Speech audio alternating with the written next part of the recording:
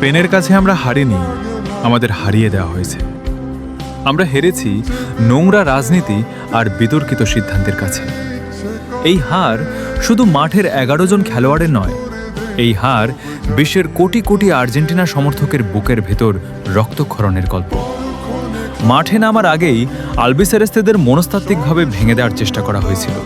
তবুও লিওনেল মেসিকে দেখা গেছে সতীতীর্থদের বলতে, সব ভুলে যাও, শুধু ফুটবলে মন দাও। আমাদের কাজ শুধু দেশের জন্য লড়াই করা। এমিলিয়ানো মার্তিনেজ নিজের শেষটুকু উজাড় করে দিয়েছেন। লিয়ান্দ্রো পারেদেজ পায়ের অসহ্য যন্ত্রণা নিয়েও দেশের জন্য লড়ে গেছেন। আর বিতর্কিত সিদ্ধান্তে এনজো ফার্নান্দেজকে লাল কার্ড দেখিয়ে যেন ম্যাচের ভাগ্য আগেই লিখে দেওয়া হয়েছিল। শেষ বাঁশি বাজতেই আমরা ট্রফিটা হারিয়েছি, কিন্তু আমাদের যোদ্ধারা মাথা নত করেনি। কারণ আর্জেন্টিনা শুধু একটা দল নয়, এটা কোটি মানুষের ভালোবাসা, আবেগ আর বিশ্বাসের নাম। আমরা আবার ফিরব, কারণ আলবিসেলেস্তারা হার মানতে শেখেনি।